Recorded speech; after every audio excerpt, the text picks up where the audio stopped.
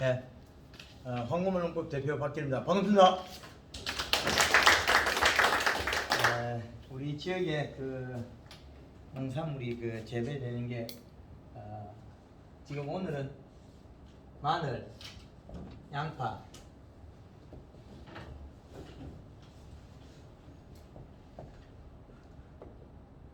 고추를 덤을 해드리겠습니다. 요거 비료 많이 먹으면 고추 튀기 나와요. 양파도 비료 많이 먹으면 마늘도 많이 나옵니다. 마늘은 100평에 비료를 한 포를 먹으면 150kg가 늘어나요. 양파는 800kg가 늘어나고, 고추는 그 키로를 안 잡아서 잘 모르겠는데, 요 키로가 비료 한 포의 키로가 이 정도 늘어납니다.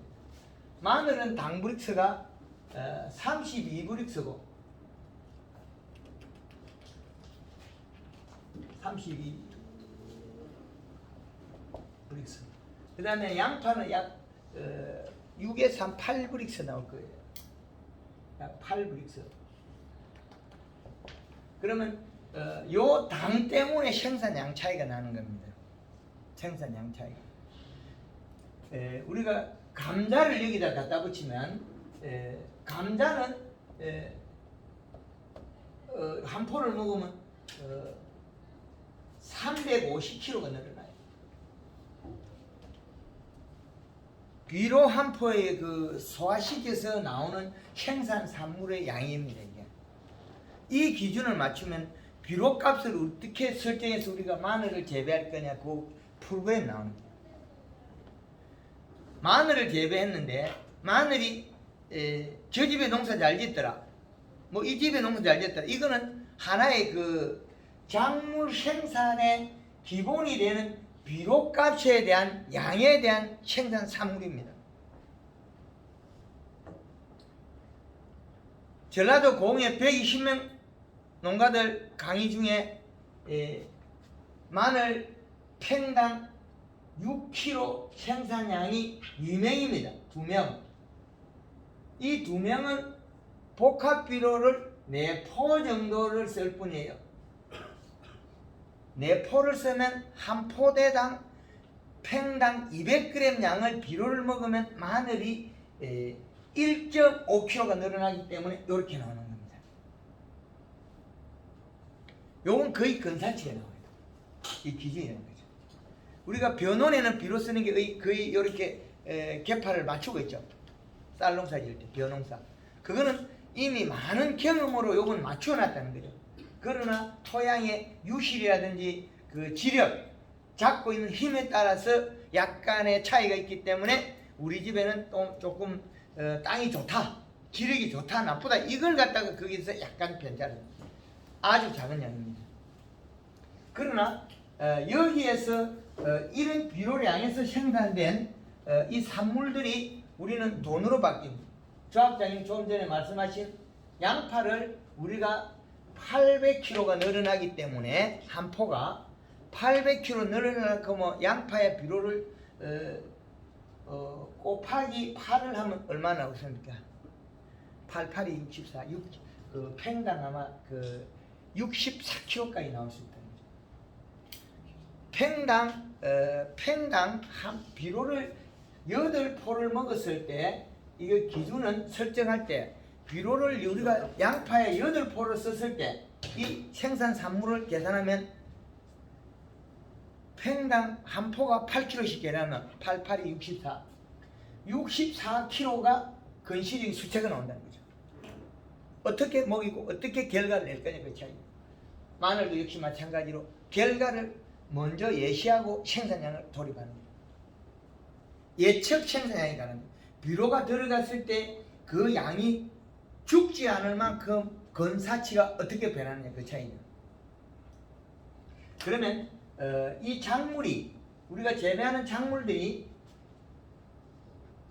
이 사계절 선에다가 놓으면 봄, 여름, 가을, 겨울에 선이 나와요. 이 선에서 겨울에 하우스 작물들이 이 시가 2.4를 견뎌요. 그럼 여름에 그 노지 작물이나 하우스 작물이 1.5의 이시를 견뎌요. 봄, 가을에는 1.8의 기준이 나옵니다. 자, 요렇게 기준값을 정하면 식물 생력의 그래프를 그려보자면 이런 선상에서 비료를 주면 그 작물이 비료를 이렇게 5.0까지 준다면 5.0을 주면 식물이 이제 사망을 해요. 여기는 사망 단계예요. 그런데 요게 곡선을 그려보면 비료를 적게 주면 적게 자라요. 이런 곡선이 나와요. 비료를 작게 주면 식물이 웃자라게 돼 있어요. 비료를 많이 줘서 웃자라는 걸 우리 알고 있는데 우리는 비료를 적게 줘서 식물이 웃자라는 걸 이제 결국은 알게 돼 있어요. 마늘 키가 크고 양파 키가 크면 비료 양이 작아서 그렇습니다. 요 정점이란 점은 여기에 해당합니다. 각 부위에. 이 그래프를 여기다가 대입하면 됩니다. 비료량은 여기 성장을 보면 식물의 성장을 보면 비료량이 작으면 못 자랍니다. 비료량이 어느 정도 많으면 웃자라요. 그런데 정상 수치는 적게 자라요. 양이 조금 많으면 우리가 1.5로 주라 했는데 1.8을 주면 고추 키가 적어집니다. 노지 고추가 키가 적어지는 시점이 나와요. 그러나 더 많으면 여기 가면 식물이 사망을 합니다. 고사가 돼요. 이런 수치를 여기다가 이 사계절의 비료값에다가 대입을 하면 돼요. 마늘이 먹고 안 죽을 양 비료, 양파가 먹고 안 죽을 양 먹고 소화시키는 양을 우리는 공급해서 생산량을 늘려야 돼요. 자, 우리는 이 시가 5.0이 되면 식물이 거의 살지 못하면서 죽어요. 거의 소금에 가까워요. 바닷물이 어디에 이 시에 해당하냐면 요 시점이 1.5나 1.8의 각 계절별로 여기 해당하거든요. 요것보다 약간 많은 0.3을 여기에다가 플러스 0.3을 올리면 요 수치가 나와요. 여기보다 약간 아래 적게 달아요. 요 수치가 나와요.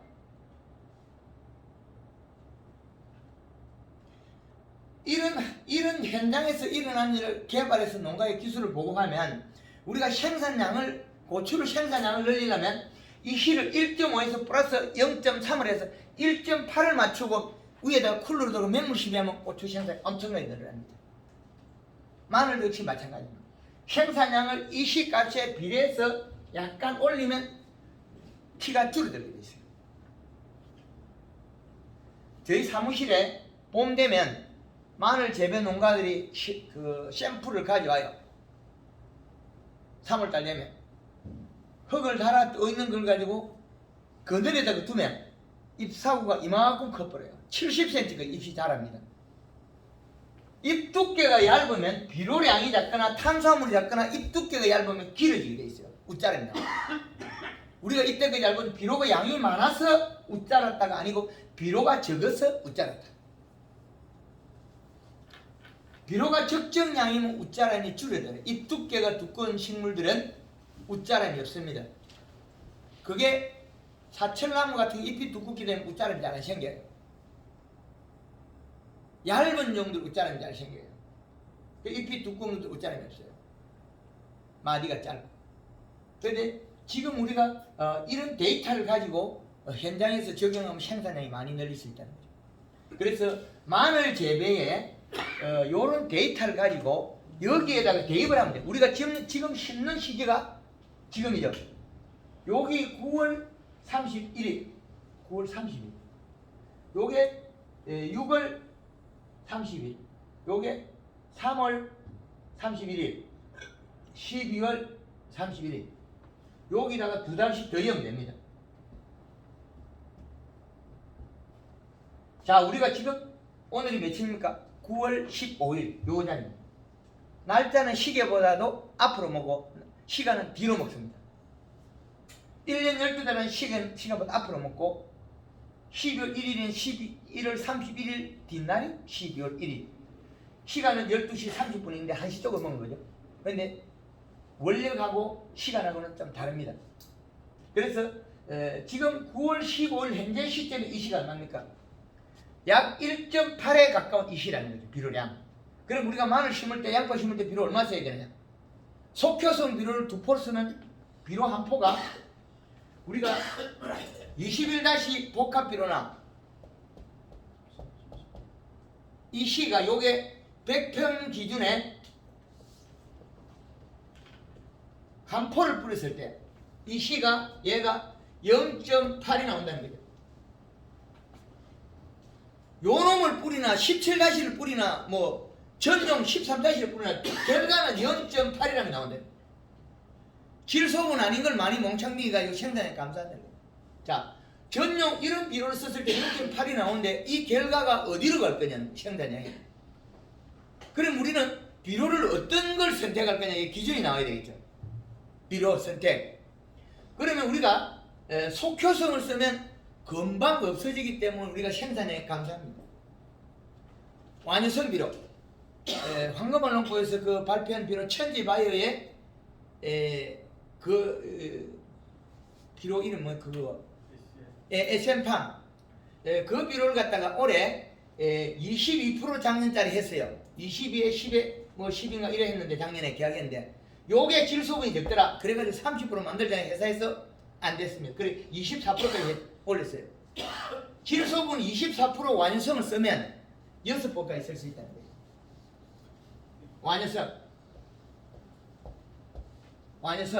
완효성이 우리가 단 한 번에 올해가 뭐 한 포로 SM팜 여러가 있겠죠. 근데 그 비료를 질소 추치를 계산해야 되겠죠. 자, 21-21 있죠.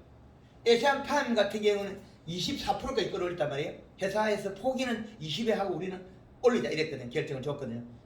그럼 우리가 성장액 단 한 번에 같은 게 18%라는 거죠. 18%. 그죠? 그 18%를 6개 하면 몇 기겠습니까? 60하고 68이 48. 108이라는 숫자가 나오겠죠. 그 다음에 24를 6개 하는 것 같으면 이거는 120하고 132가 나오겠죠. 132. 질소 수치. 앞에 질소에 해당하는 이 수치를 계산하면 생산량에 비례한 기준이 나옵니다. 비료의 기준값. 근데 왜 이렇게 계산을 하고 있냐면 완효성 비료는 월별 이시량 나오는 게 0.2에서 0.3밖에 안 된다는 거예요. 이거는 한 번에 0.8이 나오는데 이거는 셰퍼만 쓰고 2.4가 나와요. 그런데 지금 현재 이시가 1.8이란 말이에요. 2.4가는 장애가 일어나요. 마늘 뿌리가. 현재 마늘을 심으면서 복합 비료를 셰포로 21-를 쓰거나 17- 쓰거나 뭐 전용 비료를 써도 셰포를 쓰면 장애가 일어나게 돼 있어요. 이시값이 올라가요. 한 포당 0.8이면 0.8을 곱하기 3을 하면 2.4라는 수치가 나와요. 비료 수치가. 2.4는 이 계절에 대입하면 장애가 나오죠. 겨울에 가야 되죠. 완효성 비료를 지금 쓰면 0.2에서 0.3을 6포로 써도 얼마 안 나와요. 6포로 쓰면 3이 나와도 곱하기 6을 하면 18 나와요. 그러면 18이면 이 수치에 해당하죠. 그런데 안 먹을 때 겨울에는 많이 녹아가 봄에 2.4가 되면 덕이에요. 겨울에 비료를 열 수가 없죠. 겨울에 비료를 줄 수가 없는데 완효성을 줘서 미리 집어넣어놔요. 그래서 기능성 비료, 요즘 완효성 비료, 논에 쓰는 비료를 지금 마늘밭에 양파밭에 쓰겠다는 거예요. 그런데 마늘은 비료를 쓰면 잎사귀 여기 껴가지고 요 놈이 안으로 빼 들어가요. 그럼 마늘이 상해요. 양파는 딱 잡고 있기 때문에 비료 어지간히 뿌려도 장이 없습니다. 단 저장력이 문제가 되죠. 저장력은 골드 칼라 그린 설탕을 쓰면 돌덩이처럼 단단해서 마늘이 엄청 저장이 오래가요. 이듬해 10월달 가도 로스가 100% 안 나옵니다. 그래서 지금 정리를 하자면 우리가 완효성 비료는 그 포대기 개수 쓰는 양에 따라서 이시 값은 달라지지만 질소 함량이 또 달라져요. 그래서 30%짜리 만들자 그랬는데 올해는 그걸 적용하지 못했습니다. 농가에서 비료를 질소 함량을 130을 늘리려 그러면 그 30%짜리 질소를 쓰게 되면 우리가 그 비료 포수를 줄일 수 있거든요. 내 포먼스도 참사지 120이 나와요. 30%짜리 만들면. 그래서 이 질소분에 대한 부분이 인산 가리는 기본값으로 가져가면 되는데 그 양보다 중요한 게 질소분이라는 거예요. 우리가 이 질소분. 그래서 마늘을 우리가 심을 때 이 시값은 저기에서 기준에서 찾아오면 됩니다. 기본 골격.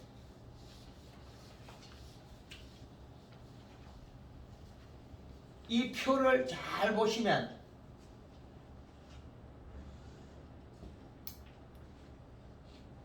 5.0이 되면 요거는 식물은 죽게 되어 있습니다. 비록 포대기수만 늘려서 뿌리면 우리가 돈을 벌 것 같으면 정말 하겠죠.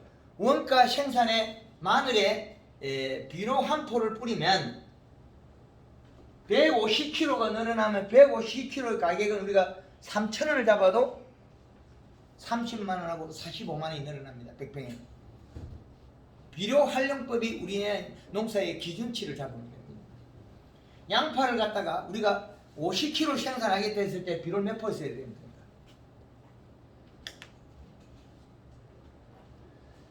한 팽당 우리가 그 100팽에 한 포를 썼을 때 800kg가 늘어나기 때문에 우리가 5포를 쓰면 40kg 내고 5, 8이 40kg. 비료를 양파에 밑비료 추비 합해서 6포를 쓰면 6, 8이 48kg. 퇴비 좀 넣어가지고 2kg 늘어나면 그게 팽당 50kg가 생산됩니다.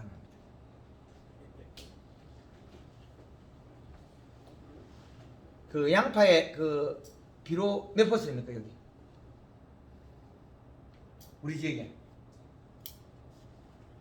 밑비료 몇 퍼 씁니까 양파에? 보통 3포 4포 쓰지 않겠습니까? 100팽당이요. 3평당 3포 뿌리는 분들 대학교 100팽에 3포에. 3포 정도 뿌리는 게 거의 기본으로 지금 베이스가 같아요. 그 우리가 양파에 100팽에 그 셰포를 뿌리고 기비를 100평당 셰포에 200평에 6포에 100평의 셰포는 곱하기 0.8을 하면 2.4의 이시가 나와요. 여긴 그것도 많다고 사실상 그러는데 그럴 수 있죠. 기비로 쓰면 많아요. 요 양이 요 시기에 심는 시기가 이시가 높아요. 2.0 정도 돼야 돼요. 이시가 높아요. 그러면 요건 탈 수가 있어요. 마늘 심으면 타버린다고. 죽는 게 많이 나와요. 그리고 쿨러로 돌려가 물이 일정하지 않으면 마늘이 타 죽어요. 양파가 타 죽어요. 그러나 완효성을 넣어가지고 맞추면 안 타 죽어요. 이 100평의 셰포연대 잘 없습니다. 죽어요. 왜? 그 계절의 이시값을 좀 대입을 하면 되니까. 월별로. 계절별로 이시값을 정해놨으니까 저게 기준치가 우리 농업에 쓰는데 기준값을 잡아놨기 때문에 제가 전국을 돌면서 데이터 내는 거예요. 그럼 저걸 활용하면 되는 이시값을. 그럼 요렇게 썼을 때 추비는 얼마 정도 씁니까 우리가? 양파에 100평 한 봄에 뿌렸을 때 한 2포 정도 뿌립니까? 100포에 2포 뿌리는 사람 없을걸요? 그럼 한 포에 한 포도 많다고 봐야 되겠지. 이 동네에서는 하여튼 그렇게 돼 있어. 100평 한 포에 300평 한 포. 300평 한 포에 그건 요소죠. 그러니까 요소나 뭐 유한. 유한이나 뭐 그러면 처음에 심을 때 세포 쓰고 뒤에 반포 쓰니까 3.5포를 잡으면 되겠네. 그냥 막 우리가 3.5포 곱하기 요거 800kg 계산하면 될 거예요. 800kg. 그럼 어떻게 됩니까 이게? 3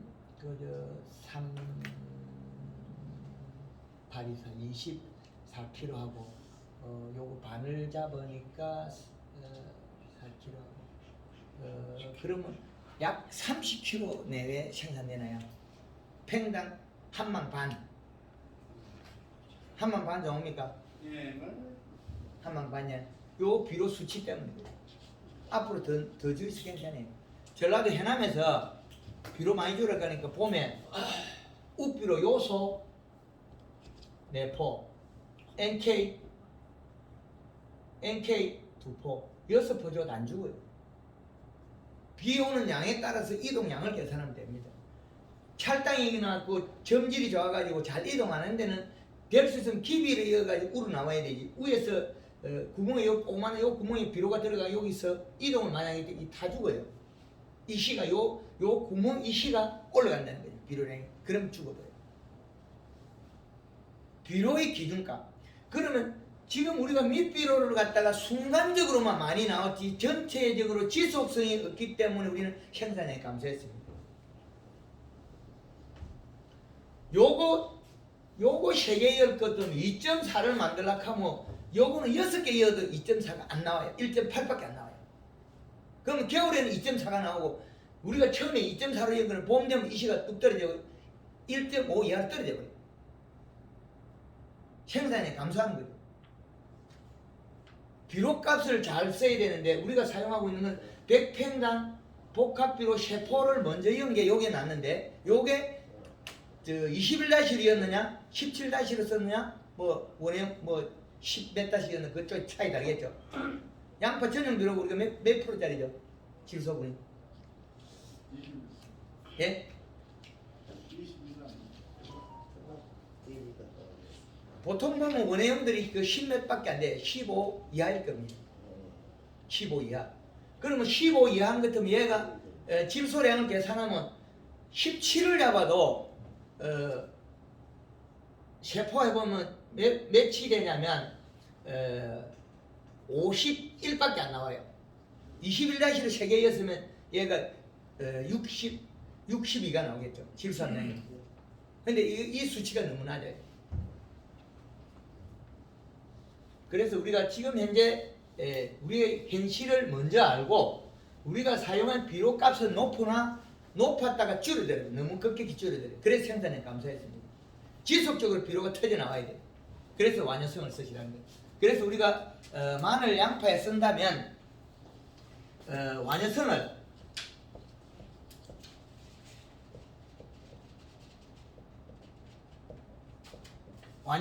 완효성 복합 비료를 이 앞에 질소 함량을 몇 프로짜리 쓸 거냐는 거예요.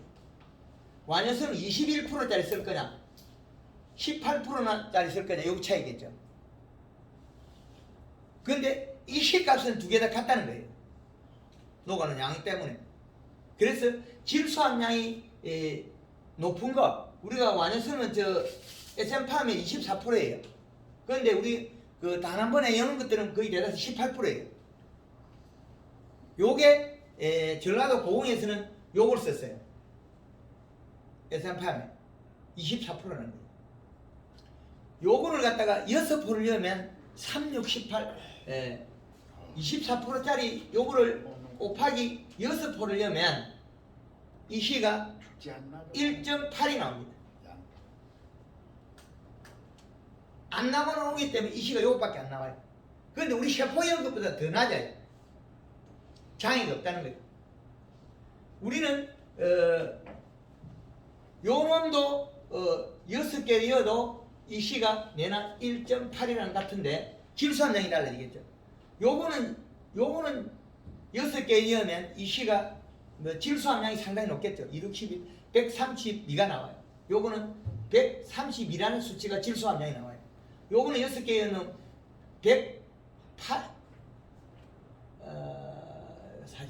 108이라는 수치가 나와요. 이만큼 수치가 차이 나요. 그래서 생산량을 예측하고 생산량을 비례하는 것은 비료분에 의한 겁니다. 6포를 먹었다면 우리는 양파에서 지금 기존 값으로 훨씬 뛰어넘습니다. 지금은 양파를 최하 40kg, 50kg 이상 생산해요. 앞으로 양파는 평당 60kg 생산해요. 그렇게 생산해야 우리가 기준값에 도달하지 그렇지 않으면 안 되는 거예요. 강원도 서춘천 농협에서 감자 강의를 해주면서 3월 1일날 그 눈에 올라가서 3월 1일날 강의를 해줬거든요. 100평당에 감자 밑비료를 요소를 2포를 쓰고 21-1을 1포를 쓰고 단 한 번에를 2포를 쓰고 5포를 열어 그러니까 아무도 말을 안 하더라고요. 요렇게 였을 때 감자 밑비를 요렇게 엮고 감자가 요만큼 꼽히기 전에 한 포를 요소를 더 써라. 한 포를 더 써라. 요렇게 이야기하니까 아무도 말을 못해요. 요거 지금 위에 수치 요것만 계산하면 이 시가 2.4가 나와요. 감자가 요거만큼 올랐을 때 정확히 제가 이가 2.4밖에 안 나와요. 그런데 여기에다가 요 놈을 한 포를 빼버리니까 1.8로 바뀌어버려요. 요소 한 개 21-1개 써버리니까 얼마나 요소 한 개 21-1개를 쓰니까 얘들은 이 시가 얼마나 먹는 건 1.8이 나와. 이 시가 이 시가 비료량 이 비료 값에 의해서 생산량이 바뀔 뿐입니다. 많이 먹고 자라야 되는데 감자는 어릴 때 많이 잘 먹어요. 그런데 마늘도 어릴 때 잘 먹어요. 그런데 제주도나 해남 뭐 고흥 완도 이런데 아래쪽은 겨울에도 그 양파 잘 자라요. 안 얼기 때문에 쑥대만 해도 안 나오고 꽃대도 안 나와요. 그래서 비료값에 대해서 정확한 계산을 하면 작물에 장애가 없는 수치가 나와요. 그래서 우리가 사용하는 비료를 완효성을 몇 포를 쓸 거냐 여기에 따라서 달리죠. 그러니까 봄 추비만 여기 되거든요. 여기서 봄 추비.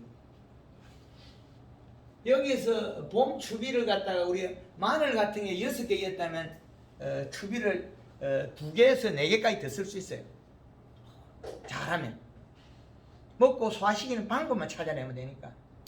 그거는 황금을 농법으로 연면 시비하고 맹물 시비를 해버리면 쿨러를 돌려보면 비를 엄청 빨리 먹어요. 잎이 두꺼운 거는 비료를 아주 빠른 속도로 먹어냅니다. 잎에서 내려간 양이 뿌리를 활동을 시키는 거죠. 그 양. 지난해에서 84대 어른이 황금을 넣고 이시 측정기하고 사가지고 배워보니까 너무 기분이 좋아가지고 밤 12시에도 택시 타고 가서 고추밭에 물을 뿌려요. 이틀 만에 0.4 이시를 먹어버립니다. 고추가. 7월달 넣게 되니까 고추가 이만 키가 크잖아요. 물을 뿌리면 고추가 비료를 엄청나게 빨리 먹어요. 우리 경남 진주 쪽에 하우스 농가들이 500평 겨울 하우스를 9월달에 고추를 심어서 이듬해 6월달까지 가면 500평에 비료를 1톤을 먹어내요. 그걸 먹고 소화다 시켜버려요. 일반 농가 200kg도 못 써요. 숨머지 없이 계속 열어요. 잎이 두꺼우니까. 요 시점이거든요. 지금 현재 우리가 알고 있는 상식보다 정점보다 약간 비료 양을 늘려버리면 생산량이 엄청나게 늘어나요. 이 기준값. 절대치와 그 이상의 약간 올린 수치에서 물을 뿌려서 이동시키면 엄청나게 늘어납니다. 강원도부터 제주도까지 황금을 넣고 해온 없는 데가 없습니다. 전 농가들이 이 기술을 배워가 생산을 늘립니다. 제일 많이 해가지고 돈을 활용해가 제일 많이 버는 게 하우스 딸기. 하우스 딸기는 물탱이잖아요. 물 뿌리면 더 단단해집니다. 딸기 얘는 더 많이 나와요. 잎에서 들어있는 영양산물을 뿌리로 얼마나 이동시켜서 그 뿌리가 토양에 있는 비분을 먹고 얼마나 소화시켜서 대사작용을 하느냐 그 차이거든요. 식물은 대사작용 자랍니다. 먹고 싸고 자랍니다. 그게 산물이 늘어난 거고. 그래서 우리가 심을 때 비료를 어떻게 넣을 거냐 요게 제일 중요합니다.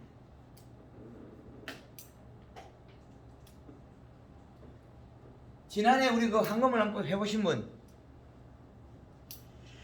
안 해보셨습니까? 조금은 해봤는데 그렇게까지 못했어요. 다른 분 해본 분 안 계셔요? 재작년에 해봤어요. 재작년에 해봤어요. 양이 조금 늘었어요. 작년에는 안 했고요. 네. 재작년에 했는데 재작년에는 많이 늘어났는데 작년에는 안 했더니 좀 많이 감사해버리다. 네. 지난해 해본 분 안 계셔요? 전에 저기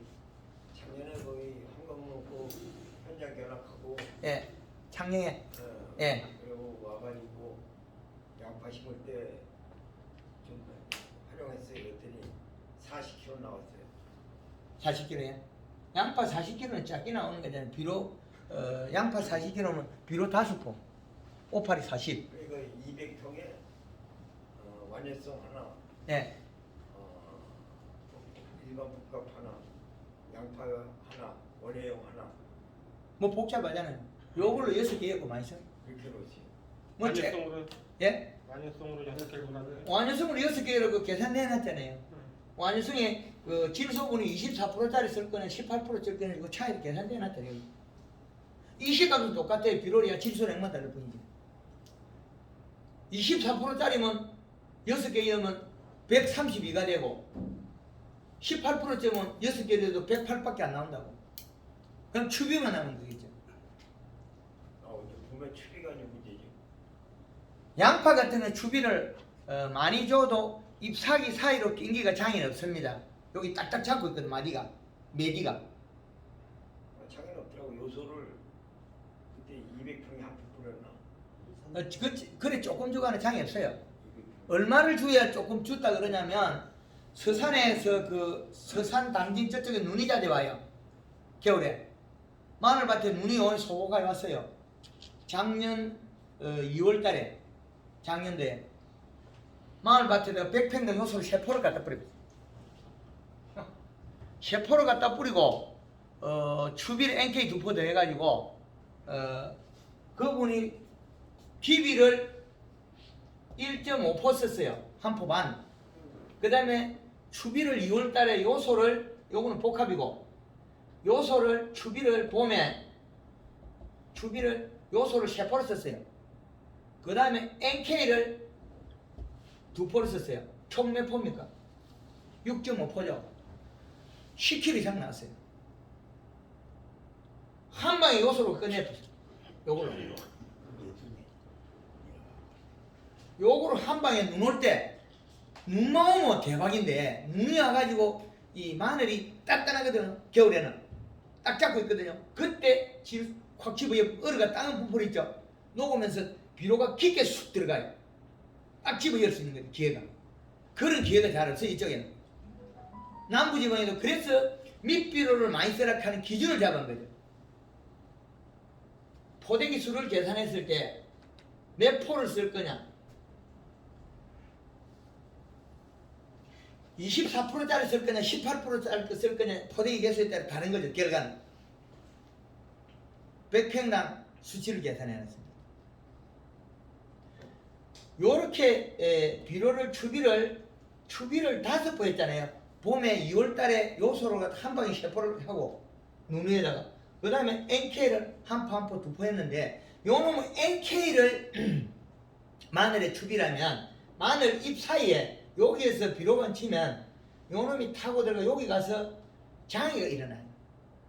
요 비료가 배에 들어가고 여기서 뻥이 돼요. 그래서 마늘의 비료는 추비를 될 수 있으면 그 비를 맞으면서 해라 그러거든요. 쿨러를 돌려놓고 하라고. 요소 같은 거 잘 튕겨 나와요. 그래서 완효성 속에서 여기 가리분이 많이 들어있거든요. 그 추비에 가리를 쓰지 말라는 거죠. 미리 기비에 다 들어있으니까. 그래서 우리가 마늘 양파 심을 때 마늘 양파의 완효성은 6포를 쓸 수 있다. 그 다음에 속효성은 속효성은 2포밖에 못 써요. 속효성은 2포. 그럼 얘가 이렇게 썼을 때 6포를 썼을 때 이 시가 1.8이 나오고 요거는 28이 16 1.6이 나와요. 이 시가 속효성을 쓰면 100평당 2개밖에 못 써요. 그래서 강사님 말씀 중에 저긴데 저게 100평당 6포 따지시는 거지? 예. 근데 그렇게 기울지면은 어느 강사님은 동해를 입는다고 그래. 마늘이 죽는다고. 그게 비료를. 예. 방법만 바꾸면 됩니다. 이제 조금 있으면 가르쳐 비료가 드려요. 죽느냐니까 비료를 시비를 어떻게 했느냐? 그 얼어 죽는 거는 그 설탕으로 잡아 적거든요. 요걸로 잡으면 돼요. 요거만 잘 이해하시면 자 6포를 주는데 1.8밖에 안 되고 2포를 줬는데 1.6이 돼요. 이 2포를 줬는데 그럼 수치 차이가 없잖아요. 그럼 겨울에 많이 녹아 나올 건데 봄에 많이 먹을 때 그때 많이 나와야 되는데 뿌리 뻗을 때 요거는 2포를 해야 하는 거 요거는 봄 되면 얼마 되냐면 0.6 정도밖에 안 나와요. 2포 씌운 거 요거는 0.6밖에 안 나와요. 봄 되면 0.56밖에 안 나와요. 요거는 얼마 나오냐 봄 되면 2.4가 나와요. 농사 어느 게 잘 되겠습니까? 힘차게 큽니다. 얘는 0.6 가지고 비리비리 보면 마디만 쭉쭉 늘어지고 안 커요. 자, 이제는 가을에 우리가 정식을 하고 이제 요 비료값만 잡아놓고 나면 이제 생육을 이제 관리해 드릴 거거든요. 봄에 추비는 이 시량에 맞춰서 계속 하면 됩니다. 단 양파는 큰 장애가 없는데 마늘은 잎사귀 사이에 비료가 낑기기 때문에 비가 주룩주룩 내릴 때 요 소비를 하게 됩니다. NK가 밑비료로 많이 가리나 인산은 밑비료 많이 들어있으면 되고 추비로서는 될 수 있으면 쓰지 말라는 거예요. 마늘에는. 그러면 잎사귀에서 비료 피해가 안 일어나요. 비료에 의한 마늘 몸통에 여기 들어가 가지고 짜봐서 조직이 파괴된 게 뻥입니다. 뭐 벌마늘이 됐니 마늘이 뭐 야구방망이 됐니 하는 거 있죠. 그게 요거거든요. 그래서 추비를 잘하면 그게 안 생깁니다. 또 그리고 양파가 꽃대가 올라온 거 있죠. 꽃대가 핀 거, 꽃이 핀 거. 양파가 꽃이 핀 거는 왜 폈냐면 겨울에 많이 마르면 요게 둥글다고 생각해요. 체내제형이 많다 생각해요. 그러면 꽃을 피워버려요. 꽃을 안 피우게 하려면 요 설탕을 잘 넣으려고 하면 양파가 꽃이 안 핍니다. 꽃대가 안 나와요. 설탕을 어떻게 줍니까? 가르쳐 드릴게요.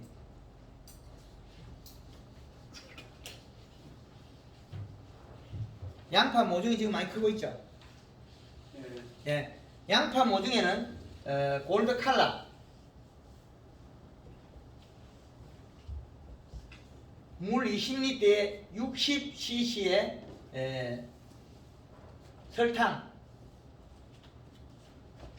60에서 80g 요렇게만 써가지고 3 내지 4회를 살포하면 양파가 볼펜 때만큼 아주 좋은 게 나옵니다. 골드 칼라 60cc에 설탕 60에서 80g. 비가 많이 올 때는 설탕을 더 늘려도 됩니다. 120g까지. 여기에서 120g까지 늘려도 괜찮습니다. 설탕이라는 건 장이 없습니다. 200g 넣어도 장이 없습니다. 줄어들 뿐이지. 잎에 탄수화물, 설탕을 많이 먹으면 키가 줄어듭니다. 좋은 겁니다. 요거는 좋은 수치예요. 설탕 200g 넣고 살포한다가 양파가 죽거나 비틀어지는 건 없습니다. 더 좋습니다. 요렇게 하고 이제 마늘이나 양파를 정식을 하고 정식 후에 발화대가 올라올 때 양파는 바로 연면십이 바로 들어가야 돼요. 심기 전에도 요걸 한번 먹이가 하는 게 좋습니다. 그러면 양파를 심었을 때 뿌리빨이 아주 빠르게 내려요. 잎이 살이 빠져야 뿌리가 내리지 뿌리 스스로 뿌리를 못 만들어요. 잎을 살을 짜야만이 뿌리가 뻗습니다. 그리고 빨리 뿌리를 뻗쳐야만이 내년에 편차가 없습니다. 모종 심을 때는 거의 크기가 같으나 심어놓고 나면 요게 빨리 뿌리를 내리냐 못 내리냐에 따라서 크기가 바뀌어버려요. 그래서 육묘를 잘 키우라는 거죠.